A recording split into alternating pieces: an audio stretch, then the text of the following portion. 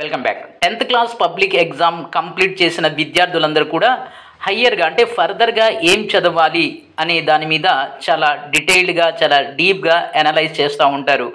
ఈ విద్యార్థులు ముఖ్యంగా వీళ్ళకి 3 అవకాశాలు ఉంటాయి. ఒకటి ఇంటర్మీడియట్ చేయటం, రెండోది పాలిటెక్నిక్ డిప్లొమా చేయటం, మూడోది ఐటీఐ చేయటం.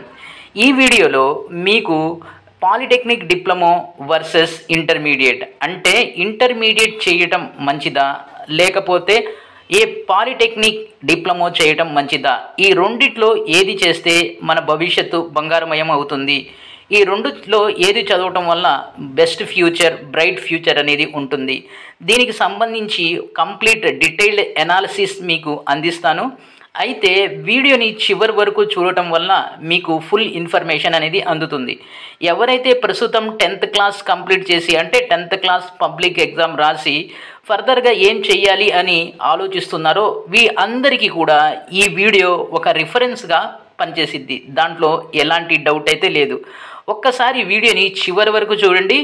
మీకు గనక వీడియో అనేది దీంట్లో ఇచ్చినటువంటి ఇన్ఫర్మేషన్ నచ్చకపోతే మీరు ఒకవేళ సబ్స్క్రైబ్ చేసుకుని ఉంటే అన్సబ్స్క్రైబ్ చేసుకోండి, నో ప్రాబ్లం. కానీ జెన్యున్గా చెప్పేది ఏంటంటే ఈ వీడియోలో ఇన్ఫర్మేషన్ మీ అందరికీ కూడా 100% యూజ్ అవుతుంది. వీడియోని చివరి వరకు చూడండి. So then let's start A interesting informative video about intermediate versus polytechnic diploma. మన ఆంధ్రప్రదేశ్ అండ్ తెలంగాణలో ఈ 2 రాష్ట్రాలని దృష్టిలో పెట్టుకొని ఈ వీడియో అనేది ఉంటుంది. మనకు 10th క్లాస్ అయిపోయిన తర్వాత ముఖ్యంగా మనకు కనబడేటటువంటి అవకాశం ఏంటంటే ఇంటర్మీడియట్ చేయడం. సో 10th క్లాస్ కంప్లీట్ చేసినటువంటి విద్యార్థుల్లో ఎక్కువ మంది ఈ ఇంటర్మీడియట్ చేయడానికి ఇష్టపడతారు. అసలు ఇంటర్మీడియట్కి మన 2 రాష్ట్రాల్లో అడ్మిషన్స్ కోసం ఎలాంటి ఎంట్రన్స్ టెస్ట్ అనేది ఉండదు. ఇంటర్మీడియట్ అనేది 2 years ప్రోగ్రామ్. మనకు ఇంటర్మీడియట్లో ప్రధానంగా MPC, BiPC, MEC, CEC, HEC groups అయితే ఉన్నాయి. దీంట్లో బాగా పాపులర్ అయినటువంటి గ్రూప్ వచ్చేసి ఎంపీసీ, ఆ తర్వాత బైపీసీ. ఈ ఎంపీసీ బైపీసీ గ్రూప్స్ ఎందుకు ఇంత పాపులారిటీ అనే దాని మీద మీకు డెడికేటెడ్ వీడియో అనేది అందిస్తాను. అయితే మనకు ఇంటర్మీడియట్లో ప్రధానంగా ఈ గ్రూప్స్ అయితే ఉన్నాయి. ఇంటర్మీడియట్ 2 years ప్రోగ్రామ్, ఎలాంటి ఎంట్రన్స్ ఎగ్జామ్ అనేది ఉండదు. మనం 10th క్లాస్ జస్ట్ పాస్ అయితే మనకి ఇంటర్మీడియట్లో జాయిన్ అయిపోయినట్లే, ఈజీగా అడ్మిషన్ అనేది దొరుకుతుంది. అయితే ఇంటర్మీడియట్ చదివిన తర్వాత మనకు దాని యొక్క స్కోప్ అంటే పరిధి, ఈ స్కోప్ అనేది ఉద్యోగ అవకాశాల్లో అలాగే హయ్యర్ ఎడ్యుకేషన్ విషయంలో ఎలా ఉంటుందో ఒకసారి చూద్దాం. అయితే మనకు ఇంటర్మీడియట్ కంప్లీట్ అయిపోయిన తర్వాత మనం ఇంటర్మీడియట్లో చేసినటువంటి గ్రూప్ని బేస్ చేసుకొని మనకు మల్టిపుల్ ఆపర్చునిటీస్ అనేవి ఉంటాయి. ఈ మల్టిపుల్ ఆపర్చునిటీస్ అనేవి హయ్యర్ ఎడ్యుకేషన్ విషయంలో అలాగే జాబ్స్ విషయంలో ఉంటాయి. సో మనం ఇంజనీరింగ్ చదవాలన్నా లేకపోతే ఒక చార్టెడ్ అకౌంటెంట్ చదవాలన్నా ఒక డాక్టర్ ఎంబీబీఎస్ చదవాలన్నా ఇలాంటి ప్రొఫెషనల్ కోర్సెస్ ఏది చదవాలన్నా మనం బేసికల్లీగా ఇంటర్మీడియట్ చదవవలసి ఉంటుంది. ఇంటర్మీడియట్ చదివితేనే మనం ప్రొఫెషనల్ కోర్సెస్ని చేయగలం. కేవలం నేను లిస్ట్ అవుట్ చేసిన కోర్సులు మాత్రమే కాకుండా ఏ కోర్స్ అయినా అంటే ఇంటర్మీడియట్ తర్వాత అంటే డిగ్రీ లెవెల్ ఏ కోర్సు చదవాలి అన్నా మనం ఖచ్చితంగా ఇంటర్మీడియట్ చదవవలసి ఉంటుంది. ఇక ఇంటర్మీడియట్ తర్వాత ఈ ఇంటర్మీడియట్తో ఉద్యోగ అవకాశాలు ఈ రోజుల్లో మనం చూసినట్లయితే 83% ఎడ్యుకేటెడ్ పాపులేషనే అన్ఎంప్లాయిడ్గా ఉన్నారు. దాన్ని బట్టి మనకు అర్థం అవుతుంది ఏంటంటే చదువుకున్న నిరుద్యోగుల సంఖ్య ఎక్కువగా ఉంది. సో కాబట్టి ఇంటర్మీడియట్ బేస్డ్ జాబ్స్ అనేవి ప్రైవేట్ సెక్టర్లో మనకు దాదాపుగా కనబడవు. ఇక గవర్నమెంట్ సెక్టర్లో చాలా అరుదుగా ఉంటాయి. Like staff selection commission. So దాంట్లోనే 10th క్లాస్ ఇంటర్మీడియట్ అర్హతతో కొన్ని ఉద్యోగాలు ఉంటాయి. అలాగే గ్రూప్ 4 అంటే స్టేట్ లెవెల్, ఆంధ్రప్రదేశ్ అలాగే తెలంగాణ స్టేట్ లెవెల్లో గ్రూప్ 4 ఉద్యోగాలు ఉంటాయి. ఈ గ్రూప్ 4 ఉద్యోగాలకి ఇంటర్మీడియట్ అర్హత. సో ఈ నోటిఫికేషన్ అనేవి ఎప్పుడో ఒకసారి వస్తాయి. సో దీన్ని బేస్ చేసుకుని మనం వెయిట్ చేయడం అనేది తప్పు. ఇక అంటే ఉద్యోగ విషయంలో ఇంటర్మీడియట్తో మనం గొప్పగా ఏమి సాధించలేము. కానీ హయ్యర్ ఎడ్యుకేషన్కి ఇంటర్మీడియట్ అనేది గేట్వే. అంటే ఇంటర్మీడియట్ ఖచ్చితంగా మనం చదవాలి.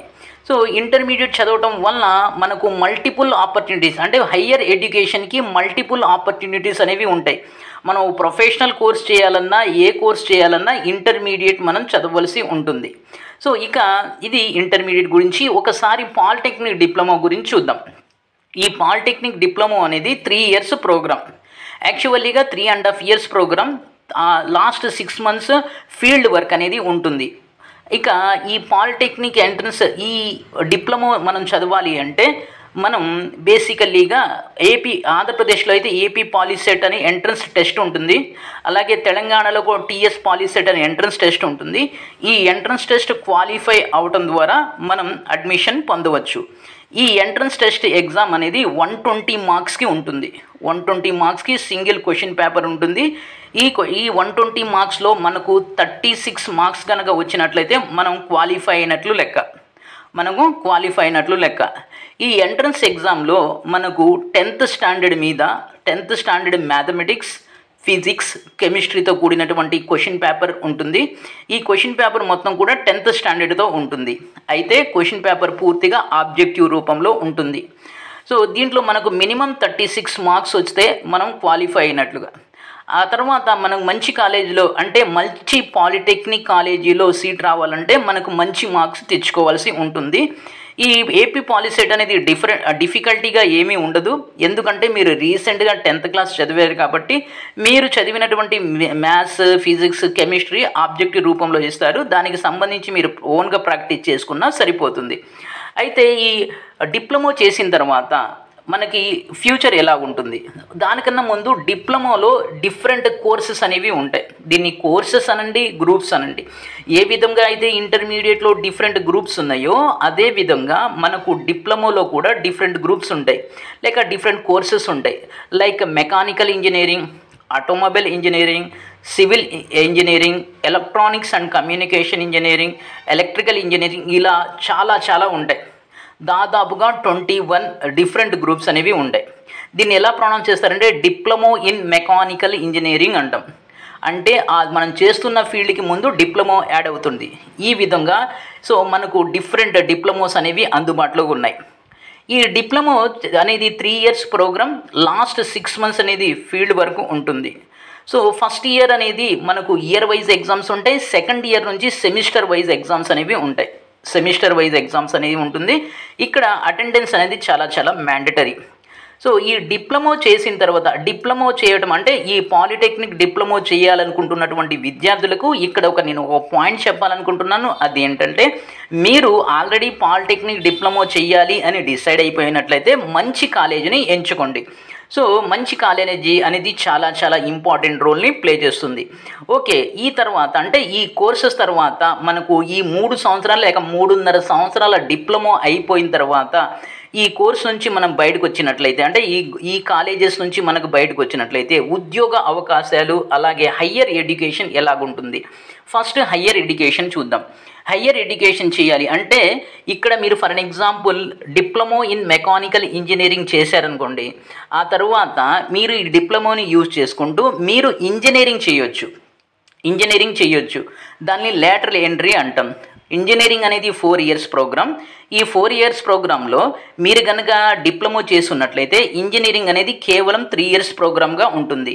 మీరు డైరెక్ట్గా సెకండ్ ఇయర్లో అడ్మిషన్ పొందే అవకాశం ఉంటుంది. దీన్ని లేటరల్ ఎంట్రీ స్కీమ్ అంటాం అన్నమాట. ఈ విధంగా మీరు దేంట్లో అయితే డిప్లొమా చేశారో అదే ఫీల్డ్లో మీరు ఇంజనీరింగ్ చేసే అవకాశం ఉంటుంది. అయితే అప్పుడు ఏమవుతుంది, ఇంజనీరింగ్ అనేది మీరు 6 ఇయర్స్ ప్రోగ్రామ్గా కనబడుతుంది మీకు. యాక్చువల్గా ఇంటర్మీడియట్ తర్వాత మీరు ఇంజనీరింగ్ చేసినట్లయితే 4 ఇయర్స్ అవుతుంది. ఇక్కడ మీరు ఇంజనీరింగ్ చేసినట్లయితే 6 ఇయర్స్ అవుతుంది. ఎందుకు, మీరు 10th క్లాస్ తర్వాత మీరు డిప్లొమాకి వెళ్తారు. 10th క్లాస్ తర్వాత 3 ఇయర్స్ లేక 3.5 ఇయర్స్ కోర్స్ ఉంటుంది. ఆ తర్వాత దీని నుంచి బయటకు వచ్చిన తర్వాత లేటరల్ ఎంట్రీ స్కీమ్లో మీరు ఇంజనీరింగ్ చేయాలి అనుకున్నట్లయితే 3 ఇయర్స్. అంటే 10th తర్వాత 3 ఇయర్స్, ఇక్కడ ఒక 3 ఇయర్స్, అంటే 6 ఇయర్స్ పడుతుంది మీకు ఇంజనీరింగ్ కంప్లీట్ చేయడానికి. అదే మీరు ఇంటర్మీడియట్లో ఎంపీసీ చేసి ఆ తర్వాత ఇంజనీరింగ్ 4 ఇయర్స్ చేసిన అప్పుడు కూడా ఇంటర్మీడియట్ 2 ఇయర్స్ ప్లస్ ఈ 4 ఇయర్స్ 6 ఇయర్స్ అవుతుంది. ఓవరాల్గా 2 కూడా ఈక్వలెంట్ డ్యూరేషన్ అనేది అవుతుంది. అయితే ఇక్కడ ఇంజనీరింగ్ చేయొచ్చు. అంతేకాకుండా డిప్లొమాతో ఉద్యోగాలు కూడా పొందొచ్చు. 10th ఇంటర్మీడియట్తో ఉద్యోగాలు, డిప్లొమాతో ఉద్యోగాలు కనుక కంపేర్ చేసినట్లయితే డిప్లొమాతో ఉద్యోగాలు పొందే అవకాశాలు ఎక్కువగా ఉన్నాయి. సో ఎస్పెషల్లీ ప్రైవేట్ సెక్టర్తో పాటుగా గవర్నమెంట్ సెక్టర్లో కూడా ఉద్యోగాలు అనేవి ఉంటాయి. లైక్ BHEL, తర్వాత మనకు ONGC, ఇలా గవర్నమెంట్ సెక్టర్లో కూడా మనం ఉద్యోగాలు పొందొచ్చు. అంతేకాకుండా ఎస్పెషల్లీ సర్వీస్ సెక్టర్ అయినటువంటి రైల్వేస్లో డిప్లొమా అర్హతతో చాలా ఉద్యోగాలు అయితే ఉంటాయి. కానీ ఇక్కడ డిప్లొమా అర్హతతో ఒకవేళ ఉద్యోగం పొందిన, ఎస్పెషల్లీ ప్రైవేట్ సెక్టర్లో ఉద్యోగం పొందిన, అక్కడ కాంపిటీషన్ అనేది ఎక్కువగా ఉంటుంది. అంటే ఒక ప్రైవేట్ సెక్టర్లో ఒక ఉద్యోగం, ఒక మెకానికల్ రిలేటెడ్ ఉద్యోగానికి డిప్లొమా చేసిన మీరు, ఇంజనీరింగ్ చేసిన వేరే వ్యక్తి అటెండ్ అయినట్లయితే ఎస్పెషల్లీ మోస్ట్ ప్రాబబ్లీ ఇంజనీరింగ్ చేసిన విద్యార్థికి అవకాశం ఇస్తుంది ఆ సదరు కంపెనీ. సో కాబట్టి ఇక్కడ మనం అర్థం చేసుకోవాల్సింది ఏంటంటే, సో బేసిక్ క్వాలిఫికేషన్ అనేది ఈ డిప్లొమా సరిపోతుంది, కానీ జాబ్ మార్కెట్లో కాంపిటీషన్ అనేది ఎక్కువగా ఉంటుంది. ఇంజనీరింగ్ చేసిన వాళ్ళు ఎక్కువగా ఉన్నారు కాబట్టి ఇంజనీరింగ్ చేసిన వాళ్ళతో పోటీ పడవలసి ఉంటుంది. ఇది ఎస్పెషల్లీ ప్రైవేట్ సెక్టర్లో. గవర్నమెంట్ సెక్టర్లో ఎలాగో వాళ్ళు ఒక టెస్ట్ కండక్ట్ చేసుకుంటారు కాబట్టి బేసిక్ క్వాలిఫికేషన్ అనేది మనకు డిప్లొమా సరిపోతుంది. కానీ సో మనకు ఈ రోజున చూసినట్లయితే గవర్నమెంట్ సెక్టర్లో ఉద్యోగం కోసమే చదవటం అనేది చాలా అవివేకమైనటువంటి విషయం. సో ఎందుకంటే ఎప్పుడో ఒకసారి నోటిఫికేషన్లు వస్తే దాని మీద డిపెండ్ అవ్వడం అంత కరెక్ట్ కాదు. కాబట్టి మనం ప్రైవేట్ సెక్టర్లో ఉద్యోగం పొందడం కోసం మనం చదువుతాం కాబట్టి ప్రైవేటు సెక్టర్ యొక్క ఉద్యోగ మార్కెట్ని కూడా మనం దృష్టిలో పెట్టుకోవాల్సి ఉంటుంది. అంటే ఇక్కడ నేను ఫైనల్గా కన్క్లూజన్ ఇచ్చేది ఏంటంటే, సో జాబ్ విషయంలో ఇంటర్మీడియట్తో కంపేర్ చేసినట్లయితే డిప్లొమా చేసిన వాళ్ళకి అవకాశాలు ఉంటాయి. ఇది 100% కరెక్ట్. కానీ ఇక్కడ మీరు ఆ డిప్లొమాతోనే ఆగిపోయినట్లయితే మీ ఫ్యూచర్ గ్రోత్ అనేది ఉండదు. మీరు 100% 1-2 సంవత్సరాల తర్వాత అయినా కానీ మీరు ఇంజనీరింగ్ చేయవలసిన అవసరం ఎంతైనా ఉంది. ఇంజనీరింగ్ చేయటమే కాకుండా దాంట్లో బీటెక్ మాత్రమే కాకుండా ఎంటెక్ కూడా చేయవలసిన అవసరం అనేది ఎంతైనా ఉంది. మీరు డిప్లొమాతో ఆపేస్తే మీ ఫ్యూచర్ గ్రోత్ అనేది ఆగిపోతుంది. ఇది డిప్లొమాలో ఉండేటటువంటి ఒక పాయింట్గా మంచి. అంటే ఇక ఇంటర్మీడియట్తో మీరు డైరెక్ట్గా బీటెక్ చేసేస్తారు, బీటెక్తో ఆ తర్వాత 2 years ఎంటెక్ చేస్తారు. ఇక్కడ ఏమవుతుంది, 6 years మీకు డిప్లొమా అవుతుంది. డిప్లొమా అయ్యేటప్పటికి 3 years పడుతుంది. 10th ఉంటుంది కాబట్టి 3 years పడుతుంది, లేక 4 years పడుతుంది. ఆ తర్వాత ఒక 3 years పాటు మీరు ఇంజనీరింగ్ చేస్తారు. 6 years తర్వాత మీకు ఇంజనీరింగ్ అవుతుంది. మీకు యాక్చువల్గా ఫీల్డ్ వర్క్ అంటే మీకు సబ్జెక్ట్ ఎక్కువగా ఉంటుంది, ప్రాక్టికల్ ఎడ్యుకేషన్ అనేది ఉంటుంది మీ దగ్గర. సో ఇంజనీరింగ్ చేసిన విద్యార్థికి ప్రాక్టికల్ ఎడ్యుకేషన్ ఉండదు, ప్రాక్టికల్ నాలెడ్జ్ ఉండదు. మీ దగ్గర ప్రాక్టికల్ నాలెడ్జ్ అనేది ఉంటుంది. సో ఇక ఫైనల్గా మనం చూసినట్లయితే ఈ రెండిట్లో ఏది చేయాలి అనే దాని దగ్గర మనం ఒక పాయింట్ని రైజ్ చేసినట్లయితే మీ యొక్క ఎకనామికల్ కండిషన్స్ని బేస్ చేసుకొని మీరు మధ్యతరగతి వాళ్ళైతే లేక దిగువ మధ్యతరగతి వాళ్ళైతే డిప్లొమా చేయడం బెటర్. రెండోది, సో ఇంటర్మీడియట్లో మీరు ఎగువ మధ్యతరగతి వాళ్ళైతే లేక మధ్యతరగతి వాళ్ళైతే మీరు ఇంటర్మీడియట్లో ఎంపీసీ చేసి ఐఐటీల కోసం ప్రయత్నించడం ద బెస్ట్. ఐఐటి కానీ, REC కానీ, NITలు కానీ ఇలాంటి ఇన్స్టిట్యూట్స్లో ఇంజనీరింగ్ చేయటం అన్నిటికన్నా ఉత్తమం.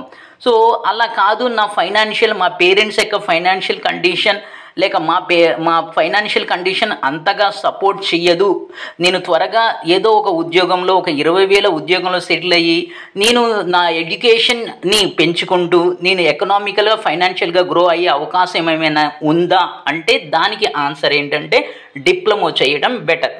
అంటే ఏది చెయ్యాలి అనే దాని మీద ఏది చెయ్యాలి అనే పాయింట్ని మీరు బేస్ చేసుకున్నట్లయితే మీ పేరెంట్స్ యొక్క ఫైనాన్షియల్ కండిషన్, అలా కాదు మా పేరెంట్స్ ఇంజనీరింగ్ కోసం ఎంతైనా ఖర్చు పెట్టగలరు, ఒక 10 లక్షలు 15 లక్షలైనా ఖర్చు పెట్టగలరు, నాకు ఐఐటీలో కానీ RECలో కానీ NITలో కానీ సీటు రాకపోయినప్పటికీ కూడా మా పేరెంట్స్ మంచి ప్రైవేట్ ఇంజనీరింగ్ యూనివర్సిటీలో అడ్మిషన్స్ ఇప్పించగలరు, అక్కడ నుంచి నేను ఇంజనీరింగ్ కంప్లీట్ చేయగలను అని అనుకుంటున్నట్లయితే, మీ ఆలోచన అలా ఉన్నట్లయితే best way to do the engineering. ఒకవేళ మీకు ఆంధ్రప్రదేశ్ ఎంసెట్ రాసేసి ఇంజనీరింగ్ కాలేజీలో ఏదో ఒక ఇంజనీరింగ్ కాలేజీలో ఇంజనీరింగ్ చేయటం కన్నా దానికన్నా మన దేశంలో చాలా ప్రైవేట్ యూనివర్సిటీ, చాలా ప్రెస్టీజియస్ ప్రైవేట్ యూనివర్సిటీస్ ఉన్నాయి. Like lovely professional university, Satyabhama university, SRM university, ఇలా ఒక చాలా ఫేమస్ ప్రైవేట్ యూనివర్సిటీస్ ఉన్నాయి. అక్కడ కనుక మీరు చదివినట్లయితే క్యాంపస్ ఇంటర్వ్యూస్ వస్తాయి, మీకు ఫ్యూచర్ అనేది బాగుంటుంది. అలా కాదు, మా ఫైనాన్షియల్ కండిషన్ అంతగా సపోర్ట్ చేయదు అన్నప్పుడు మీరు ఈజీగా డిప్లొమా చేయడం మంచిది. ఎందుకంటే 10th క్లాస్తో ఇమీడియట్లీగా మీరు డిప్లొమాలో అడ్మిషన్ పొందేస్తారు. డిప్లొమా సీట్ వస్తాం అంత పెద్ద రిస్క్ ఏం కాదు. కొంచెం మీరు ప్రాక్టీస్ చేస్తున్నట్లయితే ఈజీగా డిప్లొమాలో సీటు పొందొచ్చు. ఆ తర్వాత మీరు అక్కడ ప్రాక్టికల్ నాలెడ్జ్ నేర్చుకుంటారు. ఒకవేళ కోర్స్ అయిపోయిన తర్వాత మీరు ఇమీడియట్లీగా ఏదో ఒక ప్రైవేట్ సెక్టార్లో అయినా ఏదో ఒక 15 నుంచి మినిమం చెప్తున్నా ఒక 18,000 నుంచి 25,000 శాలరీ ఉన్నటువంటి జాబ్ని పొందొచ్చు. దాన్ని బేస్ చేసుకొని మీరు హయ్యర్ ఎడ్యుకేషన్ని చేసుకోవచ్చు. ఇది ఇలా ఉంటుంది. అయితే ఇక్కడ ఈ 2 వేరియేషన్స్లో మీరు ఏది సెలెక్ట్ చేసుకోవాలి అనేది మీ యొక్క ఫైనాన్షియల్ కండిషన్, రెండోది మీ యొక్క నాలెడ్జ్ కండిషన్. అంటే మీకు మ్యాథమెటిక్స్ అనేది అసలు ఇష్టం లేదు అనుకున్నప్పుడు, మీరు 10th ఇంటర్మీడియట్ చేయడమే బెటర్. ఇంటర్మీడియట్లో ఎంపీసీ చదవడం కూడా, మీరు మ్యాథ్స్ ఉంటాయి కాబట్టి మ్యాథ్స్ చేయలేము అనుకున్నప్పుడు ఎంపీసీ జోలికి వెళ్ళకపోవడం బెటర్. సో మీకు ఇక్కడ మీ యొక్క క్యాలిబరిటీ, అంటే మీ యొక్క శక్తి సామర్థ్యాలు, మీ పేరెంట్స్ మీ మీద పెట్టేటటువంటి లేక ఇన్వెస్ట్ చేసేటటువంటి ఫైనాన్షియల్ కండిషన్స్, ఈ రెండింటిని మీరు లెక్కలోకి తీసుకొని ఏది చదవాలి అనే దాని మీద మీరు ఒక కన్క్లూజన్కి రండి. ఈ విషయంలో మీకు ఏమైనా సపోర్ట్ ఉంటే మీరు కమెంట్ చేయండి, దానికి సంబంధించి నేను ఇన్ఫర్మేషన్ మీకు ప్రొవైడ్ చేస్తాను.